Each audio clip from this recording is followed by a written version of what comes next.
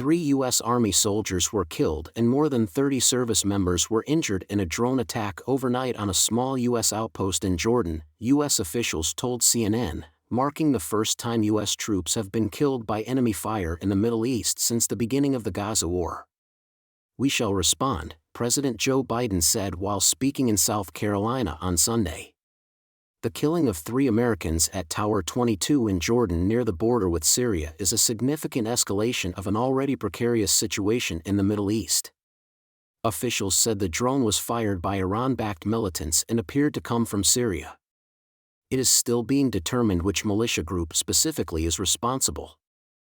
U.S. Central Command confirmed in a statement Sunday that 3 service members were killed and at least 34 injured in a one-way drone attack that impacted at a base in northeast Jordan.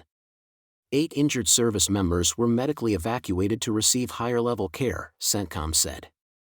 "I am calling on the Biden administration to strike targets of significance inside Iran, not only as reprisal for the killing of our forces, but as deterrence against future aggression," Graham said.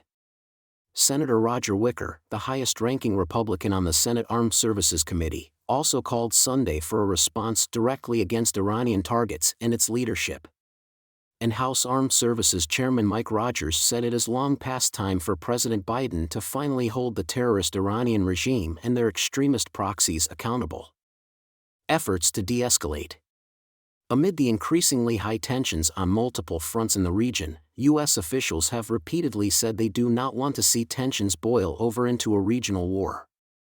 Asked last week whether the Pentagon assessed that Iranian proxies were stepping up their attacks on U.S. forces, Deputy Pentagon Press Secretary Sabrina Singh said, "Not necessarily, no."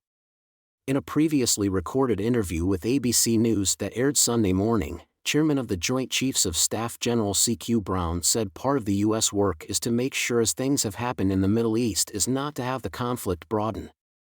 "The goal is to deter them and we don't want to go down a path of greater escalation that drives to a much broader conflict within the region," he said. This is Data News TV. Subscribe, share and comment.